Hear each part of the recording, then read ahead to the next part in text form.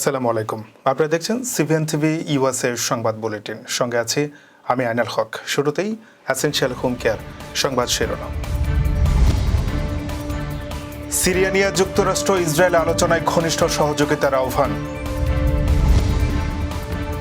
ট্রাম্পের শপথের আগে এফবিআই প্রধানের পদত্যাগের ঘোষণা।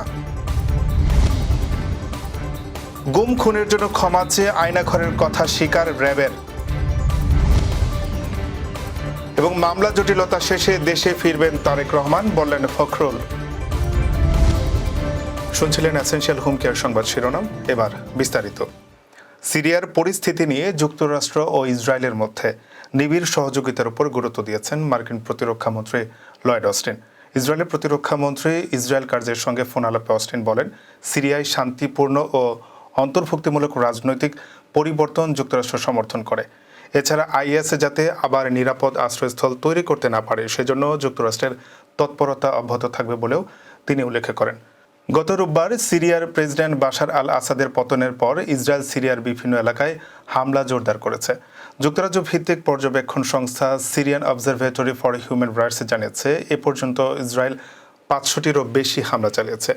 পর্যবেক্ষকরা আশঙ্কা করছেন ইসরায়েলের হামলা এবং সিরিয়ার পরিস্থিতি নতুন সংঘাতে মোড় নিতে পারে। পরিস্থিতি স্থিতিশীল করতে যুক্তরাষ্ট্র ইসরায়েলের সহযোগিতা গুরুত্বপূর্ণ বলে মনে করছেন বিশেষজ্ঞরা। ডোনাল্ড ট্রাম্পের দ্বিতীয় মেয়াদে প্রেসিডেন্ট হিসেবে শপথ নেয়ার আগে এফবিআই প্রধান ক্রিস্টোফার রে পদত্যাগের ঘোষণা দিয়েছেন। আগামী জানুয়ারিতে এই সিদ্ধান্ত কার্যকর হবে।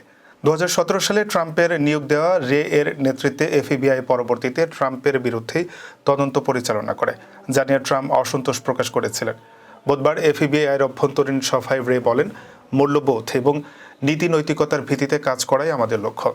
ট্রাম্প ইতিমধ্যে এফবিআই প্রধান হিসেবে ক্যাশ প্যাটেলের নাম ঘোষণা করেছেন। প্যাটেল সংস্কার কার্যক্রম সীমিত করার পরিকল্পনার কথা জানিয়েছেন। রে এর পদত্যাগ ট্রাম্পের অধীনে এফবিআইয়ের ভবিষ্যৎ কার্যক্রম নিয়ে নতুন প্রশ্ন তুলেছে। প্রতিষ্ঠার পর থেকে গুম, খুন ও নানা বিতর্কিত কর্মকাণ্ডে অভিযুক্ত র্যাব বাহিনী ভুক্তভোগী পরিবারের কাছে ক্ষমা চেয়েছে। র্যাবের নতুন মহাপরিচালক AKM শহীদুর রহমান স্বীকার করেছেন, র্যাবের অভ্যন্তরে আয়নাঘর তথা গোপন নির্যাতন কক্ষ রয়েছে। বৃহস্পতিবার রাজধানীর কাবরান বাজারে র্যাব মিডিয়া সেন্টারের সাংবাদিকদের সঙ্গে এক মতবিনিময় অনুষ্ঠানে তিনি এ কথা জানান। এই সময় র্যাবের অন্য ঊর্ধ্বতন কর্মকর্তারা উপস্থিত ছিলেন। র্যাবের মহাপরিচালক বলেন, র্যাবের বিরুদ্ধে যে অভিযোগগুলো রয়েছে সেগুলো গুম, খুন সংস্কার কমিশন সহ বিভিন্ন সংস্থা তদন্ত করছে। র্যাব এসব তদন্তে সহযোগিতা করছে। সুষ্ঠু তদন্ত ও বিচার ছাড়া র্যাবের দায়মুক্তি সম্ভব নয়। তবে র্যাবের কারণে যারা ক্ষতিগ্রস্ত হয়েছেন তাদের কাছে আমরা ক্ষমা প্রার্থী। লিখিত বক্তব্যে র্যাবের প্রধান বলেন, বাহিনীর শৃঙ্খলা রক্ষায় তারা কঠোর ব্যবস্থা নিয়েছে। 5 আগস্টের পর গত 4 মাসে ডাকাতি, ছিনতাই, চাঁদাবাজি সহ নানা অপরাধে জড়িত থাকার অভিযোগে 16 জন র্যাব সদস্যকে আটক করে তাদের বিরুদ্ধে ফৌজদারি মামলা দায়ের করা হয়েছে। ছাত্র জনতার আন্দোলনে হেলিকপ্টার থেকে গুলি করার অভিযোগে 30 জন র্যাব সদস্যকে চিহ্নিত করে তাদের বিরুদ্ধেও ব্যবস্থা নেওয়া হচ্ছে বলে জানান তিনি। বিএনপির ভারপ্রাপ্ত চেয়ারম্যান তারেক রহমানের নামে থাকা মিথ্যা ও প্রতিহিংসামূলক সব মামলা প্রত্যাহার বা মীমাংসা শেষে দেশে ফিরবেন বলে জানিয়েছেন দলের মহাসচিব মির্জা ফখরুল ইসলাম আলমগীর। বৃহস্পতিবার দুপুরে লন্ডন থেকে বাংলাদেশ বিমানের একটি ফ্লাইটে দেশে ফিরে সাংবাদিকদের এসব কথা বলেন বিএনপি মহাসচিব।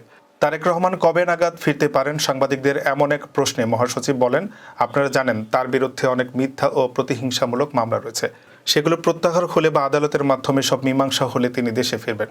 অন্য এক প্রশ্নের জবাবে মির্জা ফখরুল বলেন, অধ্যাপক মোহাম্মদ ইউনূসের নেতৃত্বে অন্তর্বর্তীকালীন সরকারকে আমরা রাজনৈতিক দলগুলো সহযোগিতা করছে। আমরা প্রত্যাশা করি ন্যূনতম যেসব সংস্কার জরুরি তা শেষ করে তারা নির্বাচন অনুষ্ঠানের পথে যাবেন। রাজনৈতিক দলগুলো অন্তর্বর্তী সরকারকে ব্যর্থ দেখানোর চেষ্টা করছে। তথ্য উপদেষ্টার এমন বক্তব্য প্রসঙ্গে মির্জা ফখরুল বলেন, আমি জানি না কোন পরিপ্রেক্ষিতে তিনি কি বলেছেন, কিন্তু ওনার এই বক্তব্য রাজনীতি বিরোধী। আমরা আশা করি না তারা এই ধরনের বক্তব্য রাখবেন। রাজনৈতিক দলগুলো সব সময় অন্তর্বর্তী সরকারকে সমর্থন করছে, আর এই সমর্থনের মূল উদ্দেশ্য হচ্ছে গণতন্ত্র পুনঃপ্রতিষ্ঠা করা। গণতন্ত্র পুনঃপ্রতিষ্ঠার জন্য বিএনপি গত 15 বছর কাজ করছে উল্লেখ করে মির্জা ফখরুল বলেন, আমরা লড়াই সংগ্রাম করছি। তথ্য উপদেষ্টা কি উদ্দেশ্যে এই কথা বলেছেন আমি জানি না।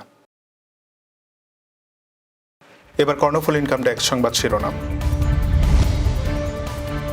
আমেরিকা বাংলাদেশ প্রেস ক্লাবের নতুন কমিটি গঠিত।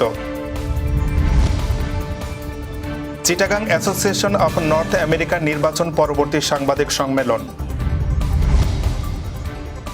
বর্ণাঢ্যদের জন্য 22 লাখ টাকার সহায়তা বাংলাদেশ আমেরিকান পুলিশ অ্যাসোসিয়েশনের। এবং জর্জিয়া প্রবাসী বাংলাদেশিদের বিজয় দিবস উদযাপনের প্রস্তুতি। আবারও স্বাগত সিবিএন টিভি ইউএসএ সংবাদ বুলেটিনে। শুনছিলেন কর্ণফুল ইনকাম ট্যাক্স সংবাদ শিরোনাম, এবারে বিস্তারিত। আমেরিকায় পেশাজীবী বাংলাদেশি সাংবাদিকদের সংগঠন আমেরিকা বাংলাদেশ প্রেস ক্লাবের বার্ষিক সাধারণ সভা অনুষ্ঠিত হয়েছে। সোমবার সন্ধ্যায় জ্যাকসন হাইটসের নবান্ন পার্টি সেন্টারে আয়োজিত বার্ষিক সাধারণ সভায় 9 সদস্যের নতুন কমিটি গঠিত হয়েছে। প্রেস ক্লাবের সভাপতি মোহাম্মদ সাইদের সভাপতিত্বে এই সাধারণ সভা পরিচালনা করেন সাধারণ সম্পাদক মঞ্জুরুল হক। 2025-26 মেয়াদে নতুন কমিটির সভাপতি নির্বাচিত হয়েছেন শওকত ওসমান রচি, সাধারণ সম্পাদক নির্বাচিত হয়েছেন মশিউর রহমান মজুমদার ও কোষাধ্যক্ষ নির্বাচিত হয়েছেন মল্লিকা খান মোনা। সভা শুরুতে ক্লাবের প্রয়াত সদস্য আব্দুল হাই স্বপনের আত্মার মাগফিরাত কামনা, বেলাল আহমেদ সহ অসুস্থ সদস্যদের জন্য দোয়া কামনা করা হয়। দোয়া পরিচালনা করেছেন ক্লাবের সিনিয়র সদস্য সৈয়দ ওয়ালিউল আলম। সাধারণ সভায় সভাপতির শুভেচ্ছা বক্তব্যের পর মঞ্জুরুল হক সাধারণ সম্পাদকের প্রতিবেদন এবং মশিউর রহমান মজুমদার কোষাধ্যক্ষের প্রতিবেদন দাখিল করেন। সদস্যরা প্রতিবেদন দুটি অনুমোদন করে পরে 16 জন সাংবাদিককে প্রেস ক্লাবের নতুন সদস্য হিসেবে ঘোষণা করা হয়।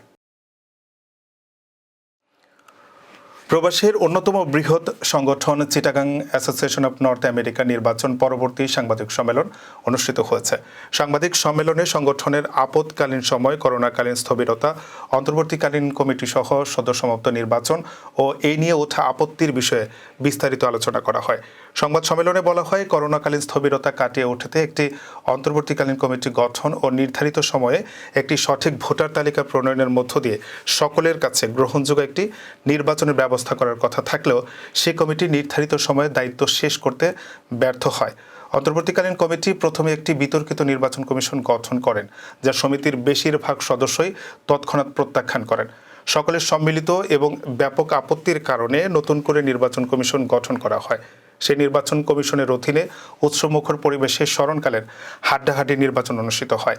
চূড়ান্ত ফলাফল ঘোষণার পর সভাপতি, সাধারণ সম্পাদক পদসহ 9টি পদে তাহের আরিফ পরিষদের নেতৃবৃন্দ নির্বাচিত হন।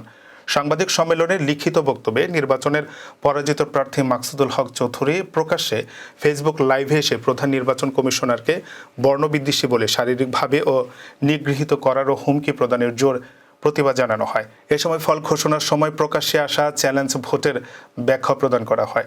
এছাড়া পরাজিত প্রার্থীরা চট্টগ্রাম ভবনে প্রবেশ করে অসাংবিধানিকভাবে জনক ব্যক্তির মাধ্যমে শপথ গ্রহণের নাটক করে বলেও অভিযোগ আনা হয়। মাকসুদ প্যানেল থেকে নির্বাচন করে যারা নির্বাচিত হয়েও যথাযথভাবে শপথ গ্রহণ করেননি, তারা যদি অবিলম্বে শপথ না নেন তবে নির্বাচন কমিশন বরাবর নির্বাচনে দ্বিতীয় ভোটপ্রাপ্ত প্রার্থীদের শপথ না নেওয়া পদে নির্বাচিত ঘোষণা করার দাবিও জানান তারা। বর্ণাঢ্যদের জন্য 22 লাখ টাকা সহায়তা দিয়েছে বাংলাদেশি আমেরিকান পুলিশ অ্যাসোসিয়েশন। যুক্তরাষ্ট্রের নিউইয়র্কস্থ বাংলাদেশ কনসুলেটের কনসাল জেনারেল নাজমুল হুদার কাছে এই সহায়তা দেওয়া হয়। সোমবার বিকালে বাংলাদেশ কনসুলেটের কার্যালয়ে সংগঠনের কর্তারা প্রতীকী চেক হস্তান্তর করেন। চেক তুলে দেন অ্যাসোসিয়েশনের প্রেসিডেন্ট এরশাদ সিদ্দিকী ও সাধারণ সম্পাদক রাশিকুর মালিক। এ সময় নাজমুল হুদা বাংলাদেশের বর্ণাঢ্য মানুষের সাহায্যে এগিয়ে আসার জন্য বাপার কর্মকর্তাদের ধন্যবাদ জানান। যথাযোগ্য মর্যাদায় বিজয় দিবস উদযাপনের প্রস্তুতি নিয়েছে যুক্তরাষ্ট্রের জর্জিয়া প্রবাসী বাংলাদেশিরা। দিবসী উদযাপনে জর্জিয়ার বিভিন্ন সংগঠন ও প্রতিষ্ঠান নানা কর্মসূচি নিয়েছে। জর্জিয়া প্রবাসী বাংলাদেশিদের আমব্রেলা সংগঠন বাংলাদেশ অ্যাসোসিয়েশন অফ জর্জিয়ার উদ্যোগে 16 ডিসেম্বর গ্লোবাল মল অডিটোরিয়ামে বিজয় মেলা, আলোচনা সভা, সাংস্কৃতিক অনুষ্ঠানের আয়োজন করা হয়েছে। ওই দিন বিকাল 5টা থেকে রাত 9টা পর্যন্ত দিবসটি উদযাপন করা হবে। অনুষ্ঠানে সভাপতিত্ব করবেন সংগঠনের সভাপতি মাহবুবুর রহমান ভুইয়া।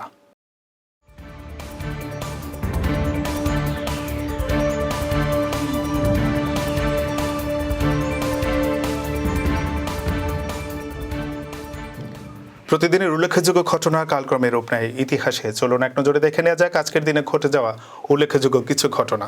639 সালের আজকের এই দিনে সাহাবী হজরত আমর ইবনুল আস এর নেতৃত্বে মিশর জয় হয়। 1901 সালের আজকের এই দিনে ইতালির পদার্থবিদ এবং বেতার যন্ত্রের অগ্রদূত উগ্লিয়েলমো মার্কনি আটলান্টিক মহাসাগরের এক কোল থেকে অপর কোলে প্রথম সফলভাবে বেতার বার্তা প্রেরণ করতে সক্ষম হয়েছিলেন। 1911 সালের আজকের এই দিনে বঙ্গভঙ্গ আইন রদ করা হয় এবং ব্রিটিশ ভারতের রাজধানী কলকাতা থেকে দিল্লিতে স্থানান্তর করা হয়। এই ছিল সিবিএন টিভি এর সংবাদ বুলেটিনে। শেষ করছি, পরবর্তী বুলেটিন দেখার আমন্ত্রণ জানিয়ে এতক্ষণ সাথে থাকার জন্য ধন্যবাদ সবাইকে।